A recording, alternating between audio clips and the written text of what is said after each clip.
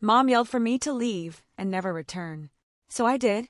Weeks later, Dad wondered why I quit paying the mortgage. My answer shut them down completely. Can you even imagine pouring your heart and soul and every spare penny into something for 5 long years, a secret sacrifice, only to have the person you're doing it for stare you down and scream, "You're ungrateful. Get out and never come back"? That's exactly what my own mother did to me. And you know what? I did exactly what she asked. For 5 years, I, Stephanie Carson, was secretly paying my parents' mortgage. I was 32, a financial consultant in downtown Boston, living my own life, but still tethered to theirs by this invisible thread of obligation and love. I never asked for gratitude, honestly. All I ever wanted was for them to be okay. But I certainly never expected to be thrown out of the very house I was keeping afloat. Before I tell you how everything spectacularly imploded that Sunday afternoon, let me give you a little backstory. I grew up in a modest 3-bedroom house in a perfectly average neighborhood in Riverside, just outside Boston. My parents, Carol and Michael Carson, tried their best for my younger brother, Ryan, and me, but money was always this invisible, suffocating weight in our home. Mom worked as a receptionist. Dad hopped from one sales job to another, never quite finding his footing. It felt like we were always just barely making it. Education, though, that was non-negotiable. I practically lived in my textbooks. Part of it was genuine curiosity, but mostly I saw it as my golden ticket out, my way to a more stable future. While my friends were gossiping at the mall, I was buried in AP classes, volunteering, and tutoring younger kids for extra cash. That cash, it rarely touched my own pocket. Most of it went towards covering household expenses my parents couldn't quite manage. All that grinding paid off. I got a full scholarship to Boston University's School of Business. Those 4 years were transformative. For the first time, I was surrounded by people who understood ambition, who had dreams beyond just getting by. I graduated summa cum laude, landed an entry-level position at Blackwood Consulting, a big-shot financial firm right in the heart of Boston. My career was finally taking off. But just as my life was finally clicking into place, disaster struck back home. The economic downturn hit my dad hard. He was laid off at 54, no specialized skills, a resume that felt ancient. He faced rejection after rejection. Mom's receptionist salary just wasn't enough to cover everything. They fell behind on the mortgage. I'll never forget that phone call, 7 years ago. Mom, sobbing, utterly broken. "We're going to lose the house, Stephanie," she cried. "The bank sent a final notice." My heart just fractured. Without a second thought, I drained my small savings just to bring them current. But I knew that was a band-aid, not a cure. So I did something drastic. I went to their bank alone. I pitched an arrangement they almost never offer. I would take over the mortgage payments directly, but my parents' names would stay on the loan. The bank manager was skeptical, to say the least, but my perfect financial records and spotless credit history spoke for themselves. They agreed. The catch: my parents would never know. They'd think the bank had offered them some special assistance program. Every month, I transferred the exact amount. Every month, I carried that secret. Meanwhile, my career continued its upward climb. By 27, I was a senior financial consultant, corner office, a salary that allowed me to rent a beautiful 1-bedroom in Back Bay. Still, I kept my childhood bedroom at their house. Weekends, holidays, Sunday dinners, I was there dutifully. Our family dynamic, though, it was always a challenge. Mom had this perpetual victim mentality, dominating every conversation with complaints about her job, her health, the neighbors. Dad, he just retreated further into himself, choosing silence over confrontation. My brother, Ryan, he was smart. He escaped to Seattle for college and rarely looked back. I was the last one standing, the one who kept showing up, listening to Mom's grievances, offering solutions that were inevitably shot down. "You don't understand what it's like," she'd often say, waving her hand dismissively. "Your fancy job and apartment don't make you an expert on real life." Voice, a touch of irony. The irony, of course, was that I understood their financial reality better than they ever would. I knew their credit card debt was substantial. I knew their retirement savings were practically non-existent. And I knew, with a gut-wrenching certainty, that the house they'd lived in for 30 years would have been foreclosed upon years ago without my intervention. For 5 years, I walked this tightrope. I built a successful career, made incredible friends, even dated sometimes. But relationships often fizzled when men realized how much of my emotional energy was still tied up with my family. I told myself it was worth it, to save the family home, to give my parents stability in their later years. But the resentment, it grew alongside my contributions. Each backhanded comment from Mom about my privileged lifestyle felt like a fresh stab. Each passive nod from Dad as Mom criticized my choices felt more and more like a betrayal. Still, family is family, right? You stand by your people, no matter what. So, I kept paying the mortgage. I kept showing up for those Sunday dinners. I kept pretending everything was fine. Until 3 weeks ago. That Sunday, everything changed. That particular Sunday started like any other. I pulled up to their house around 4 p.m., grocery bags in hand. Another unacknowledged contribution. There she is, our big city girl. Mom called from the kitchen. Voice. A hint of her usual dismissiveness. That familiar edge in her voice. The one that always appeared when she referenced my life away from them. I was beginning to think you weren't coming. I told you I'd be here at 4, Mom, I said, setting the bags on the counter and trying for a kiss on her cheek. It's exactly 4. Well, some of us have been up since dawn, she retorted, inspecting the groceries with a critical eye. Must be nice to sleep in on weekends. I bit back a sharp retort about working until midnight the night before, finishing a major presentation. It wouldn't have mattered. In Mom's world, my work wasn't real work. Dad was in his usual recliner, glued to a baseball game. Hey, kiddo, he mumbled, not looking up. That was Dad, physically present, but emotionally miles away. I'd long ago given up expecting him to stand up for me. What made this Sunday different was the unexpected presence of Aunt Patricia. Mom's younger sister, who lived in New Hampshire, rarely visited. Unlike my mother, Aunt Patricia had built a wildly successful career in real estate. Mom resented her sister's success almost as much as she resented mine. Stephanie, look at you, more beautiful every time I see you. Aunt Patricia embraced me warmly. Your mom's been telling me about your fancy job, senior consultant already. Your parents must be bursting with pride. I caught Mom's grimace before she turned back to the stove. Dad remained fixed on the TV. Thanks, Aunt Patricia. Good to see you, I said, helping her set the table. As we prepared dinner, Aunt Patricia chatted about her recent trip to Spain, her new condo, her daughter's college graduation. Mom grew progressively quieter, her movements sharper, agitated. The tension in the room was suffocating by the time we sat down to eat. Halfway through the meal, Aunt Patricia innocently brought up the topic that would detonate our family. Carol, she began, I meant to ask, did you ever work things out with your mortgage? I remember you were worried about foreclosure a few years back. I froze, fork suspended midair. Mom frowned. What are you talking about? We had some trouble when Michael lost his job, but the bank worked with us. We're fine now. Aunt Patricia looked confused. Oh, she said, glancing at me, suddenly uncertain. Stephanie mentioned helping you out with that when we had lunch last year. The silence that followed was deafening. I could feel the blood draining from my face. Mom's eyes narrowed, darting between her sister and me. Stephanie did what? Voice, dangerous whisper. Aunt Patricia, realizing her catastrophic mistake, backpedaled furiously. I might be misremembering. It was just... No!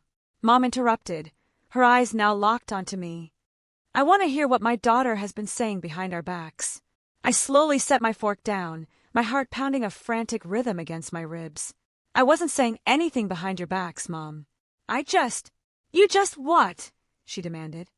Been interfering in our financial business, telling people we can't manage our own affairs. Dad finally looked up from his plate. Carol, maybe we should? No, Michael. I want to hear this. She turned back to me. Well, I took a deep, shaky breath. 5 years of secrecy. Maybe it was time. When Dad lost his job, you were 3 months behind on the mortgage. The bank was starting foreclosure proceedings. I paid the outstanding balance and arranged to make the monthly payments directly to the bank.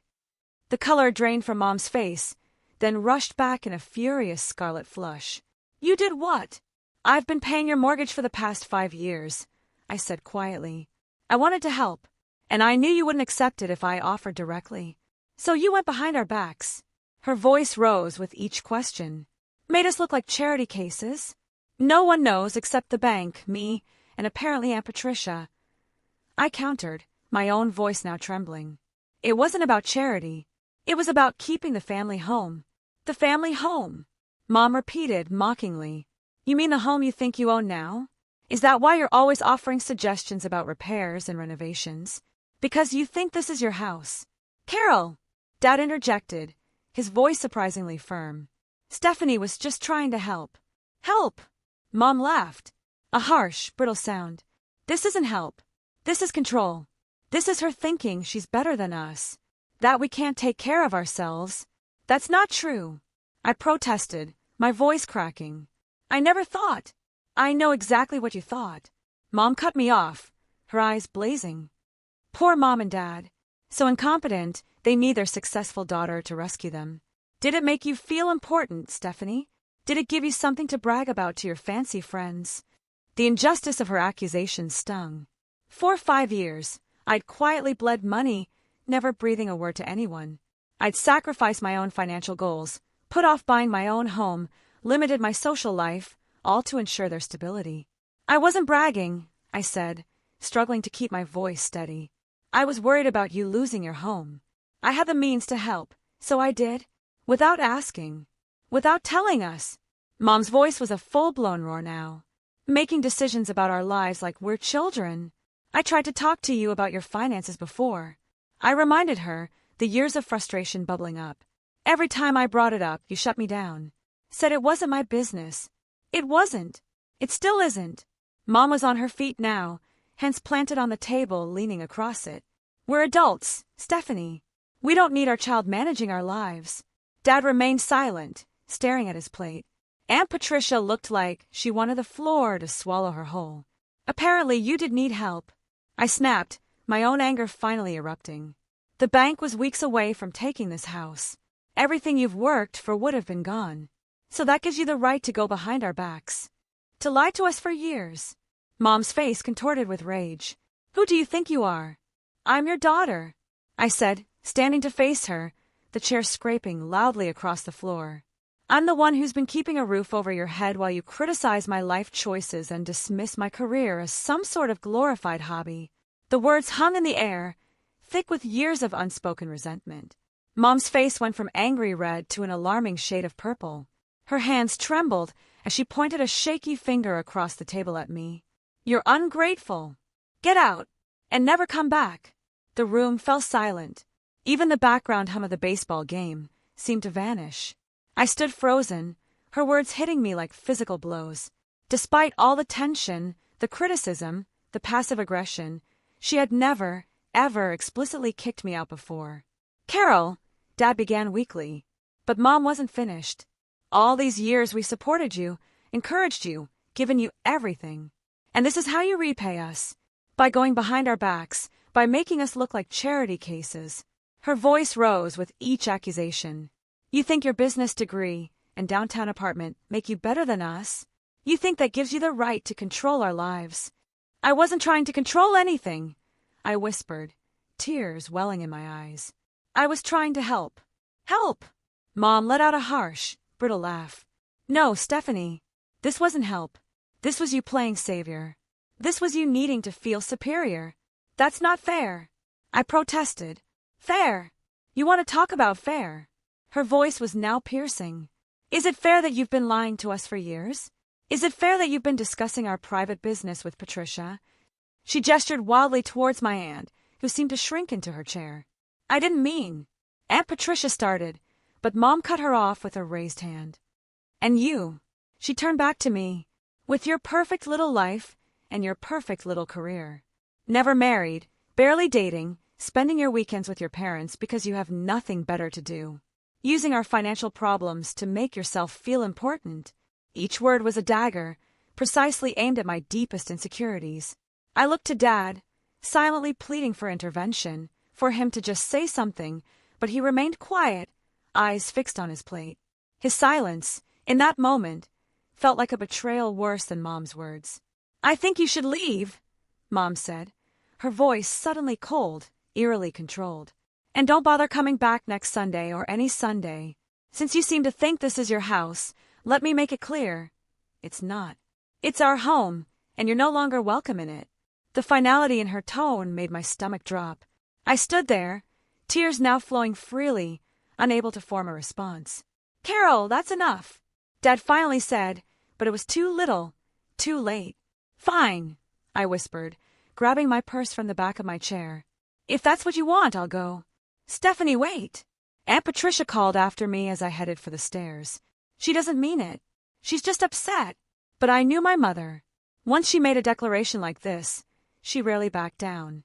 And something inside me had finally, irrevocably broken. 5 years of unacknowledged support, of criticism and judgment, of walking on eggshells. It all culminated in this moment of absolute, devastating rejection. I climbed the stairs to my childhood bedroom, the room I still used on weekend visits.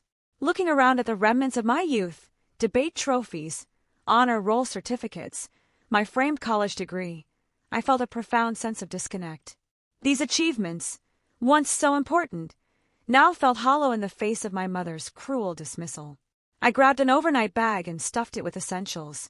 My hands moved mechanically while my mind reeled. Was this really happening? Was I really being thrown out of the house I had financially supported for years? As I packed, I could hear the muffled sounds of argument continuing downstairs. Mom's strident tones, Dad's quieter responses, Aunt Patricia's attempts at mediation. None of it mattered anymore. A line had been crossed that couldn't be uncrossed.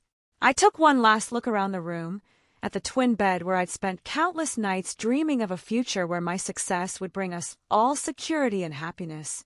What a foolish dream that had been. With my bag slung over my shoulder, I descended the stairs. The argument in the dining room fell silent as I appeared. Stephanie, Dad started, rising from his chair. But I shook my head. Don't, I said, my voice surprisingly steady. Just don't. I've heard enough. You're really leaving? Just like that. Mom's tone suggested she hadn't actually expected me to go, despite her explicit demand. Isn't that what you want? I asked. For me to get out and never come back? Those were your exact words. Mom crossed her arms, a gesture of defiance I'd seen countless times.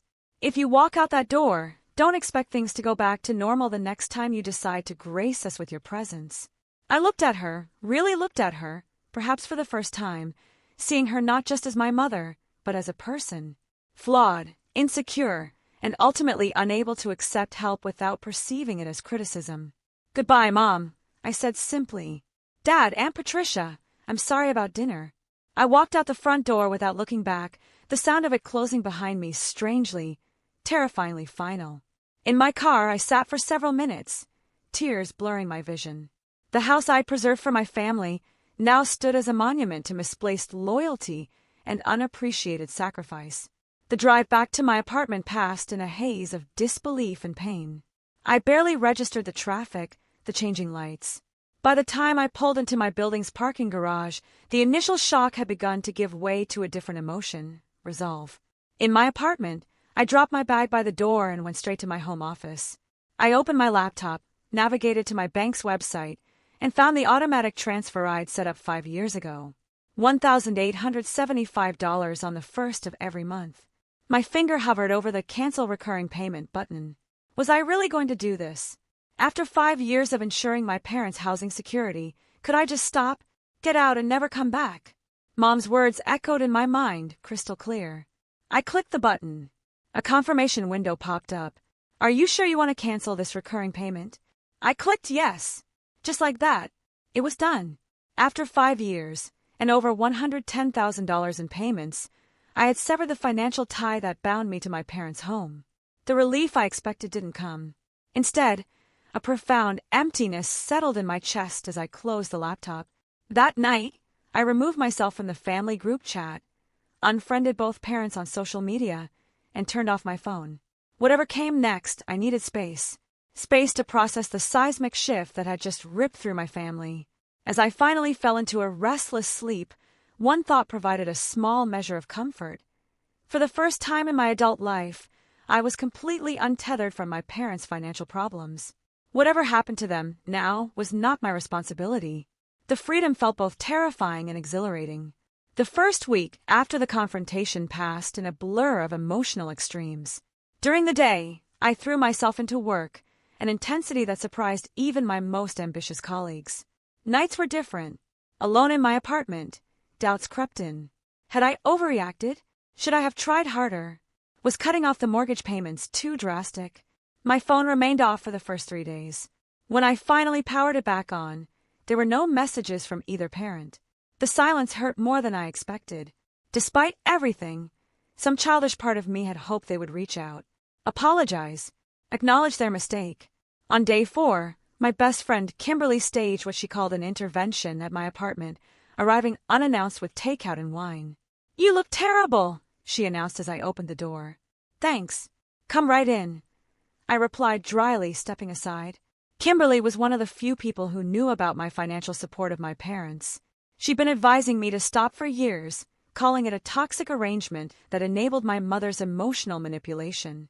"So you finally did it," she said, unpacking containers of Thai food on my kitchen counter. "You finally stood up to Carol the Terrible." Despite everything, I felt a flare of defensiveness. "Don't call her that." Kimberly raised an eyebrow. "The woman kicks you out of the house you've been paying for, and you're still defending her?" "She's still my mother," I said quietly. "And that," Kimberly declared, handing me a glass of wine, "is exactly the problem.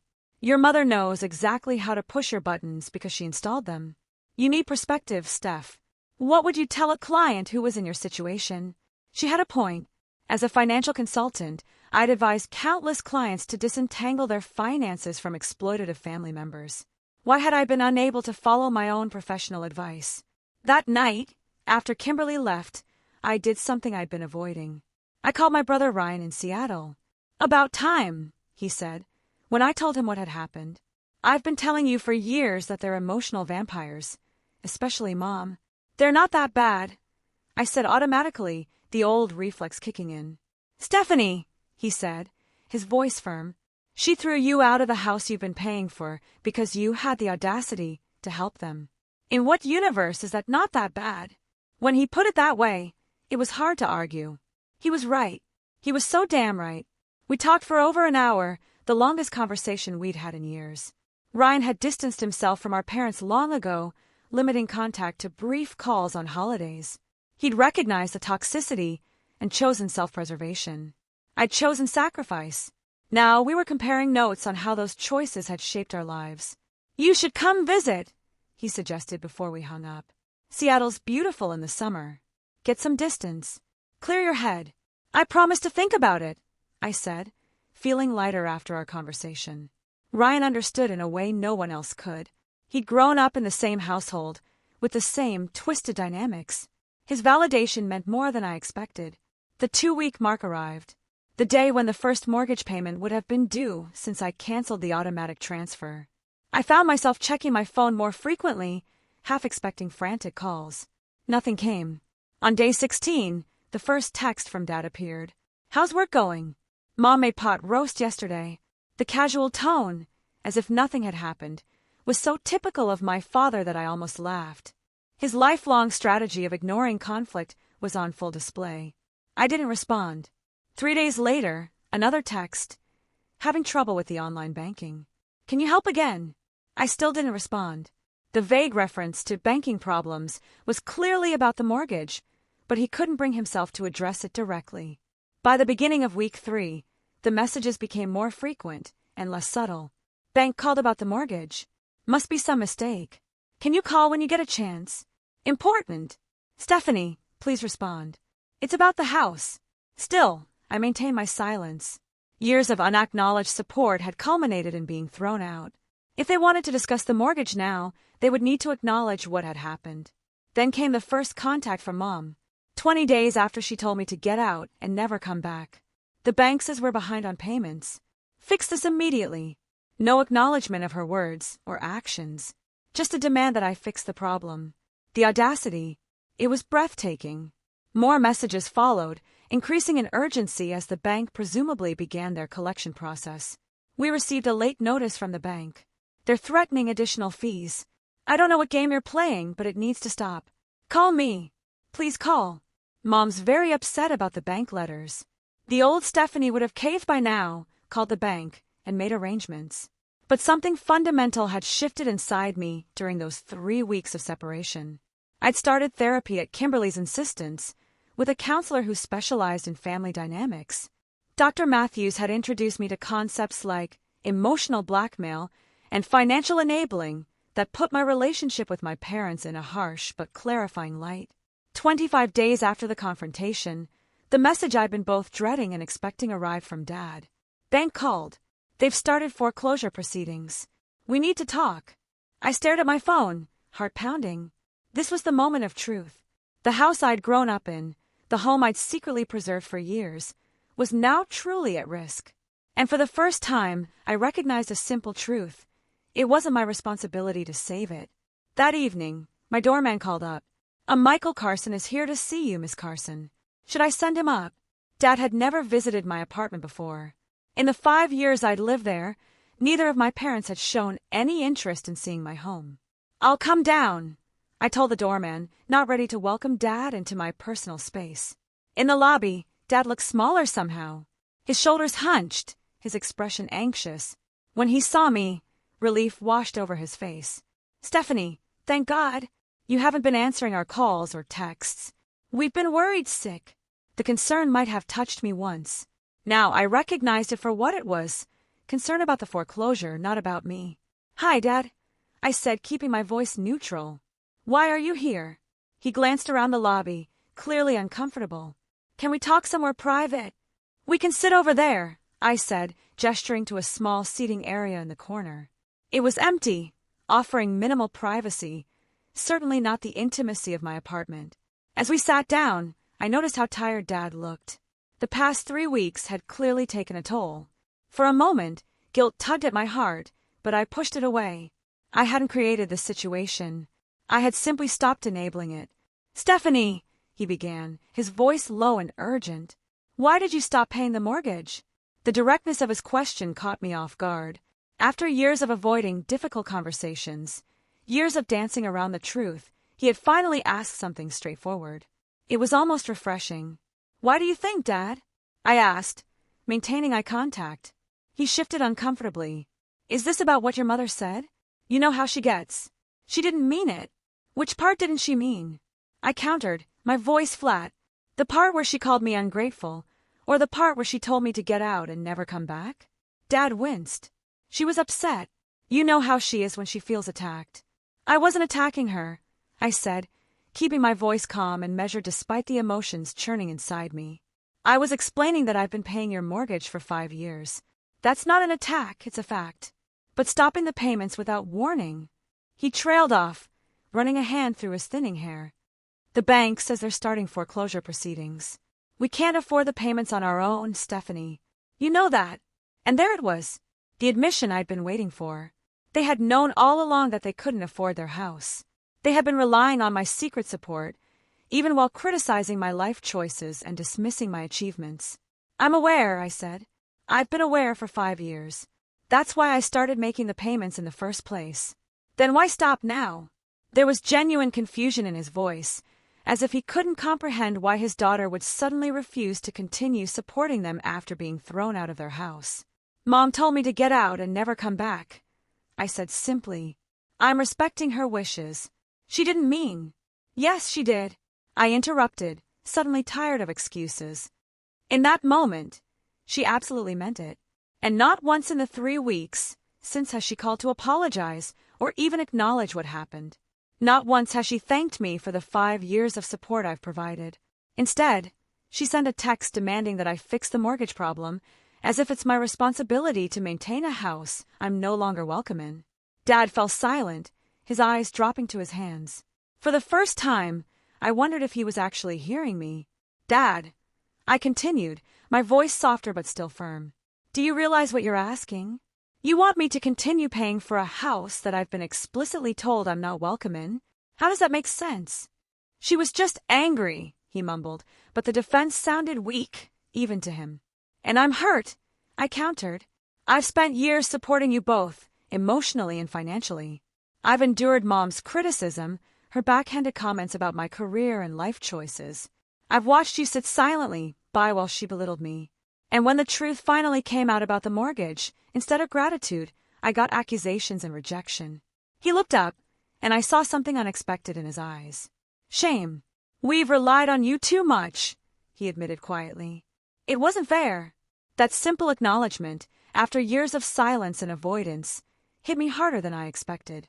My throat tightened, and I had to take a deep breath before responding. No, I agreed. It wasn't fair.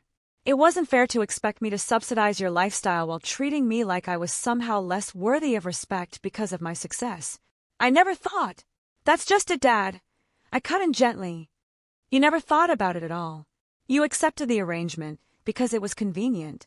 You let Mom dictate the emotional tone of our family because confronting her was too difficult. You've been a passive observer in your own life, and you've allowed her to treat me terribly because standing up to her would disrupt your comfort. The harsh truth hung between us. Dad's shoulders slumped further, and for a moment I thought he might cry. When he spoke again, his voice was barely audible. You're right. I've failed you, Stephanie. As a father, I should have protected you, supported you. Instead, I let your mother's insecurities and jealousy dictate how we treated you. He looked up, meeting my eyes directly. I'm sorry. Truly sorry. In all my years, I could count on one hand the number of times I'd heard my father apologize for anything. The sincerity in his voice was unmistakable. And despite everything, I felt a small crack in the wall I'd built around my heart. I appreciate that, I said carefully. But an apology from you isn't enough. Mom needs to acknowledge what happened and take responsibility for her words and actions. Dad nodded slowly. She's struggling, Stephanie. The bank letters, the threat of foreclosure, it's forcing her to confront some hard truths about our financial situation and how we've treated you. She's not in a good place. That's not my responsibility, I said more sharply than I intended.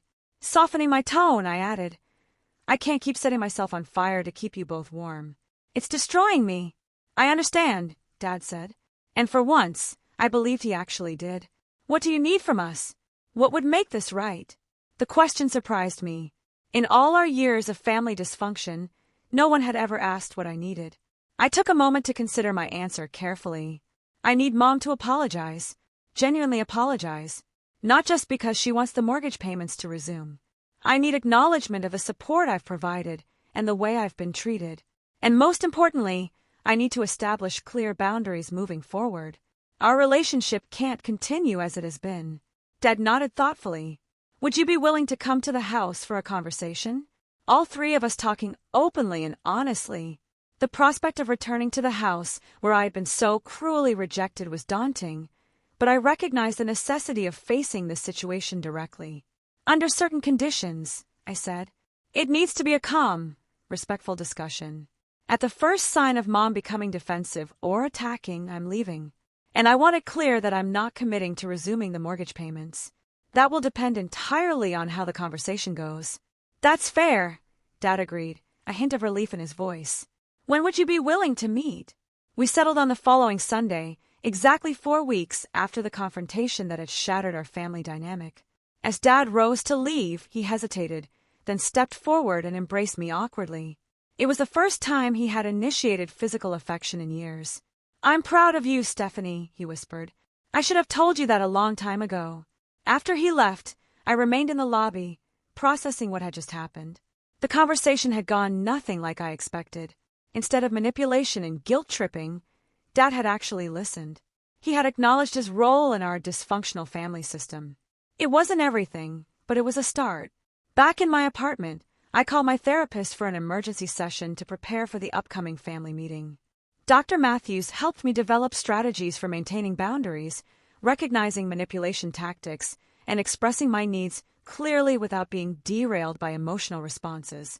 Remember, she advised, you're not responsible for their reactions or emotions. You can only control your own behavior.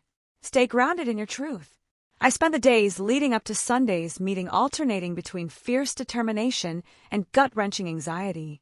Kimberly offered to be on call, ready to provide an escape or support. Ryan called daily from Seattle, coaching me through potential scenarios and reminding me that I had every right to walk away if things turned toxic. When Sunday arrived, I drove to my parents' house with a strange sense of detachment. This building that had once been home now felt foreign, a sight of pain rather than comfort. As I parked in the driveway, I took several deep breaths, centering myself in the way Dr. Matthews had taught me. "You've got this," I whispered to myself as I approached the front door. "Whatever happens, you're going to be okay." I rang the doorbell rather than using my key, a small act that symbolized my new status as a visitor, not a resident. Dad opened the door immediately, as if he'd been waiting nearby. "Stephanie," he said with evident relief, "your mother's in the living room." I stepped inside, bracing myself for whatever came next. The familiar scent of the house, a mixture of Mom's floral perfume and the lemon polish Dad used on the furniture, brought a wave of nostalgia that I quickly suppressed. This wasn't about the past. It was about defining the future. Mom sat rigidly on the couch, her face a careful mask. Dad took a seat beside her, leaving me the armchair across from them. The coffee table between us felt like a demilitarized zone. "Thank you for coming," Dad began, clearly having rehearsed this opening. "We appreciate you being willing to talk." I nodded but didn't speak, waiting to see how Mom would respond. For several uncomfortable seconds, silence filled the room. Finally, she cleared her throat. "The bank called again yesterday," she said, her voice tight. "They're moving forward with foreclosure proceedings."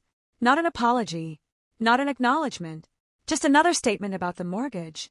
I felt disappointment settle in my stomach, heavy and familiar. "Is that all you have to say to me?" I asked quietly. Mom's eyes flashed with a familiar defensiveness, but Dad placed a hand on her arm, a silent reminder of whatever conversation they'd had before my arrival. Mom faltered, then tried again. "I may have overreacted that day." "May have," I echoed, my tone neutral. Dad gave her an encouraging nod. "I did overreact," she amended, the words clearly difficult for her. "I shouldn't have told you to leave. It was a start, however small." "Why did you?" I asked, maintaining eye contact. Mom shifted uncomfortably. "I was embarrassed, humiliated, finding out that you'd been paying our mortgage for years, that we couldn't manage on our own. And in front of Patricia of all people." The mention of Aunt Patricia revealed more than Mom probably intended. This wasn't just about the mortgage. It was about appearance, about pride, about her ongoing competition with her more successful sister. "So your pride was more important than acknowledging the help I've provided for 5 years?" I kept my tone neutral, not accusatory. "It wasn't like that," Mom protested. But Dad interjected. "Yes, it was Carol. That's exactly what it was like. Our pride, our unwillingness to admit we needed help, led us to take advantage of Stephanie's generosity while never properly acknowledging or thanking her." Mom's lips thinned, but she didn't contradict him. Progress of a sort. I decided it was time to lay everything on the table. Reaching into my bag, I withdrew a folder containing printouts of every mortgage payment I'd made over the past 5 years. I placed it on the coffee table and slid it toward them. "This is what I've contributed," I said simply. $112,500 over 5 years. Every payment made on time, without fanfare or acknowledgement. All while enduring criticism about my career, my lifestyle, and my choices. Mom stared at the folder, but didn't open it. Dad reached for it with trembling hands, flipping through the pages with growing dismay. "I had no idea it was this much," he murmured. "That's because neither of you ever asked," I pointed out. "You accepted the help without question, without gratitude, and ultimately with resentment rather than appreciation." Mom's eyes remained fixed on the folder, her expression unreadable. When she finally spoke, her voice was barely audible. "I don't know what to say. Thank you would be a start," I suggested, followed by a genuine apology for the things you said when you threw me out of his house. She flinched at my directness, but finally raised her eyes to meet mine. "Thank you," she said. The words sounded strange coming from her.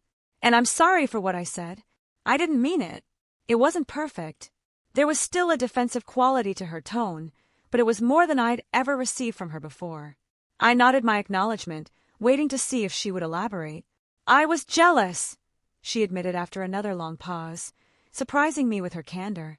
"Watching you succeed, build your career, afford things we never could, it made me feel like a failure. Like everything your father and I worked for wasn't good enough." "I never thought that," I said softly. "I know," she murmured, her hands twisting in her lap. That was my issue, not yours.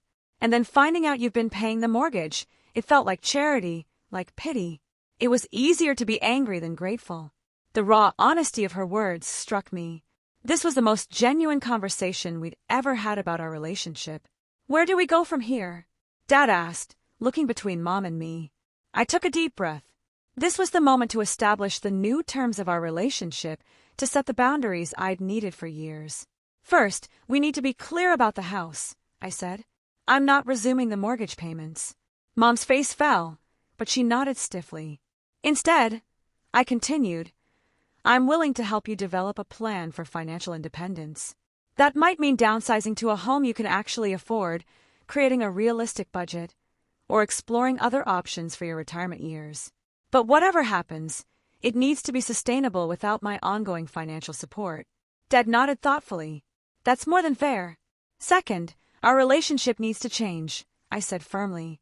No more criticism of my career or lifestyle. No more passive-aggressive comments. No more expectations that I'll drop everything when you need something. I'm your daughter, not your personal bank or emotional punching bag. Mom flinched at my words, but didn't argue. And finally, I concluded, I need time and space to heal. This breach of trust, being thrown out of the family home, it's going to take time for me to process and move past it. I'm not cutting you off, but I am establishing boundaries. Sunday dinners will be occasional, not weekly. Phone calls will be when I have the emotional energy, not on demand. And any further financial support will be discussed openly and acknowledged appropriately. A heavy silence fell as my parents absorbed these conditions. Part of me expected resistance, particularly from Mom. Instead, she surprised me again. You've become quite the strong woman, she said, a strange note of wonder in her voice. I don't know that I would have had the courage to do what you're doing. Coming from my mother, this was as close to approval as I'd ever received. We'll respect your boundaries, Dad promised. And we'll work with you on the financial plan. It's past time we took responsibility for our own situation. As I drove away from the house an hour later, having discussed initial steps for their financial planning, I felt lighter than I had in years. The road ahead wouldn't be easy. Decades of dysfunctional patterns couldn't be erased in a single conversation. But for the first time, I saw the possibility of a healthier relationship with my parents, and more importantly, I had finally found my voice and the courage to use it. The weeks following our family meeting marked the beginning of a tentative new chapter.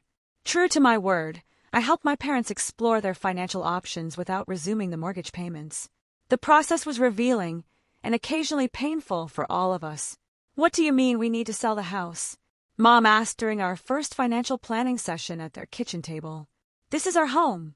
We've lived here for 30 years. The numbers don't lie, I explained gently, pointing to a spreadsheet. Your combined income simply isn't enough to cover the mortgage, property taxes, maintenance, let alone your other expenses and saving for retirement. Dad, to his credit, had been studying the figures intently. She's right, Carol. We're underwater here. We have been for years.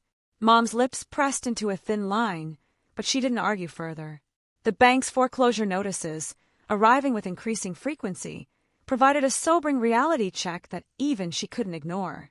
I helped them research smaller homes and condos. Initially, Mom resisted every option. Too small, bad school district, even though no children live there. I don't like the kitchen layout. Dad, surprisingly, became the voice of reason. Carol, we need to be realistic. We can't afford to be picky. His newfound assertiveness surprised both Mom and me. It was as if our confrontation had awakened something in him, a willingness to engage rather than retreat, to face problems head-on. 3 weeks into our house hunting, we found a 2-bedroom condo in a pleasant community about 20 minutes from their old neighborhood. The price was within their budget, especially after selling their current home, and the reduced space meant lower utility bills and maintenance costs. I could see us here, Dad said as we toured the unit. It's bright, modern, and the association takes care of the exterior maintenance. Mom wandered through the rooms, her expression unreadable. Finally, she stopped in the living room, looking out at a small patio. It's not our house, she said quietly. No, I agreed. It's not, but it could be your home, one that you can actually afford on your own. She turned to me, and I was startled to see tears in her eyes. I'm sorry, Stephanie. For everything. For taking your help for granted, for not appreciating what you were doing for us, for the things I said. The apology, unexpected and seemingly sincere, caught me off guard. Mom had never been one to admit fault or express remorse. I approached her cautiously, and after a moment's hesitation, took her hand. "Thank you for saying that," I said. "It means a lot." She nodded quickly, wiping away her tears. "This place will do," she announced, her practical tone returning. "If your father likes it, we'll make an offer." That evening, we sat together at their kitchen table, soon to be their former kitchen table, and I helped them compose an offer letter for the condo. As we worked, I noticed a new dynamic emerging.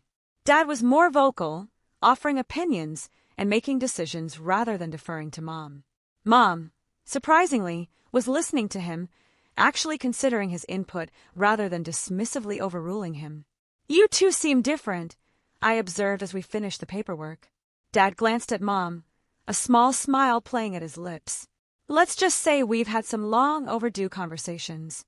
After you left that day," Mom added, not quite meeting my eyes, "your father finally stood up to me, told me exactly what he thought about how I treated you all these years. It wasn't pretty," Dad admitted, "but it was necessary." The revelation that Dad had actually confronted Mom about her behavior was both shocking and deeply moving. All those years of silence, of passive acceptance, perhaps he had been paying more attention than I'd realized. Their offer on the condo was accepted, and we entered the whirlwind process of preparing their house for sale. Decades of accumulated possessions had to be sorted, sold, donated, or discarded. It was physically exhausting, but emotionally clarifying for all of us. "Do we really need 5 sets of dishes?" I asked Mom as we tackled the kitchen cabinets. She held a chipped plate from a set I remembered from early childhood. "This was my mother's," she said softly. "But no, we don't need 5 sets." By the time we finished, they had downsized their possessions by more than half. The house, cleared of clutter and freshly painted, sold within 2 weeks for enough to pay off the remaining mortgage and provide a comfortable cushion for their new life. Moving day was bittersweet. As the last boxes were loaded onto the truck, I found Mom standing in the empty living room, looking around with a mixture of sadness and resignation. 30 years, she murmured as I approached. "We brought you and Ryan home to this house. You took your first steps right there." She pointed to a spot near the fireplace. "It's just a house, Mom," I said gently. "The memories come with us." She nodded, blinking rapidly. "You're right. And this new place, it's a fresh start for all of us." The day they moved into the condo, I helped them unpack and arrange their remaining furniture. The smaller space actually suited their reduced possessions perfectly, creating a cozy, manageable environment. By evening, we had the essentials unpacked, and I ordered takeout for the 3 of us. As we sat at their new dining table, eating Chinese food from containers, Dad raised his water glass in a toast. "To new beginnings," he said, "and to our daughter, who had the courage to force us to face reality." Mom raised her glass as well. "To Stephanie," she echoed, meeting my eyes with genuine warmth. "Thank you." It wasn't a perfect resolution. Decades of dysfunctional patterns couldn't be erased in a few weeks. But it was a start, a foundation for a healthier relationship built on honesty, respect, and appropriate boundaries. As I prepared to leave that evening, Mom hesitated, then hugged me. Not the perfunctory embrace she'd offered in the past, but a real hug, tight and lingering. "We're going to be okay," she whispered. "All of us." For the first time in years, I believed her. 6 months have passed since that tumultuous Sunday dinner that changed everything. Looking back, it's hard to believe how much has shifted in such a relatively short time. The journey hasn't been easy or linear, but the transformation in my relationship with my parents has been profound. Mom and Dad have settled into their condo, creating a comfortable home that genuinely reflects their current life stage. The financial plan we developed together has given them stability and independence for the first time in years. They live within their means now, no longer relying on my secret support to maintain an unsustainable lifestyle. Dad has taken charge of their finances, meticulously tracking expenses and planning for their retirement. He's found purpose in this role, often calling me to proudly report how they've stayed under budget or managed to add to their modest savings. The passive man who once avoided conflict at all costs has been replaced by someone who actively engages with life's challenges. Mom's transformation has been more nuanced, but equally significant. She still struggles with expressing gratitude or admitting fault, but she's making visible efforts to change patterns established over a lifetime. The criticism and backhanded comments that once characterized our interactions have largely disappeared. In their place is a tentative appreciation for who I am, not who she wishes I would be. Last month, she surprised me by asking thoughtful questions about my latest project at work, actually listening to my responses without dismissive comments about my fancy job.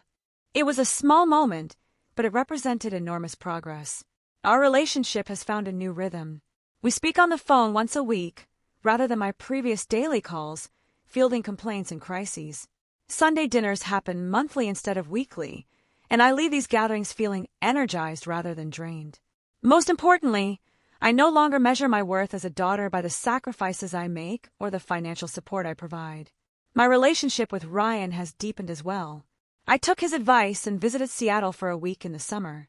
Away from the familiar pressures of Boston, we reconnected as adults, sharing our parallel journeys of establishing boundaries with our parents. He's even made plans to visit their new condo next month, his first trip home in nearly 3 years. "They seem different from your descriptions," he admitted during our last phone call. "Less toxic, maybe even normal." I laughed at that.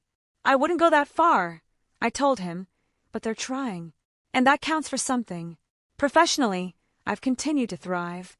Without the constant drain of family drama and financial obligation, I've had more emotional and mental energy to invest in my career.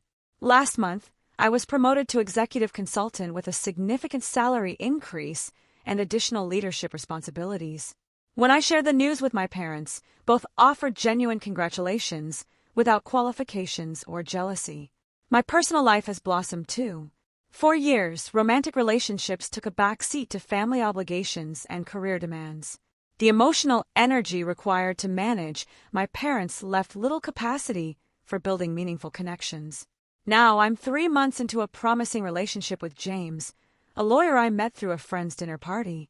He's kind, thoughtful, and most importantly, respectful of my boundaries. "Your family sounds complicated," he commented after I shared an abbreviated version of recent events. But whose isn't? That simple acknowledgement, that family complexity is universal rather than something to be ashamed of, was refreshingly validating. The greatest change, though, has been internal. The guilt that once permeated my existence has largely dissipated. I no longer feel solely responsible for my parents' financial security or emotional well-being. I've recognized the difference between supporting and enabling, between generosity and martyrdom. Dr. Matthews, my therapist, has helped me understand that my worth isn't tied to what I provide for others. "You are valuable simply because you exist," she reminded me in our most recent session. "Not because you pay bills, or solve problems, or sacrifice your needs for others." It's a simple concept, but one that's taken me 32 years to truly internalize. Looking back at that painful Sunday confrontation, I can now see it as the necessary catalyst for change. My mother's harsh words, "You're ungrateful. Get out and never come back," initially felt like the ultimate rejection. In reality, they forced a long overdue reckoning with unhealthy family dynamics that had persisted for decades. Sometimes, relationships need to break before they can be rebuilt on healthier foundations. The mortgage payments I secretly made for years enabled a dysfunctional system to continue. It wasn't until I stopped, until I respected my mother's words, literally, and removed myself from the equation, that genuine change became possible. The most valuable lesson I've learned through this journey is that true love includes boundaries. Sacrificing my own well-being to shield my parents from the consequences of their financial choices wasn't actually loving. It was codependent. Real love means wanting the best for others while also honoring your own needs and limitations. I still care deeply about my parents' welfare, but I now express that care in healthier ways, offering guidance rather than rescue, support rather than salvation. The result has been transformative for all of us. They've developed resilience and self-sufficiency they never knew they possessed, while I've discovered freedom from the crushing weight of inappropriate responsibility. If you're watching this and recognizing patterns from your own life, the constant sacrifices, the unacknowledged support, the emotional manipulation, please know that change is possible. Setting boundaries isn't selfish. It's necessary for healthy relationships. You deserve appreciation for your contributions. You deserve respect for your choices. Most importantly, you deserve relationships that energize rather than deplete you. Stephanie, have you ever had to set difficult boundaries with family members? How did it change your relationship for better or worse? Tell me what you think in the comments below. I really want to know. Thanks for watching and take care. Good luck on your own journey.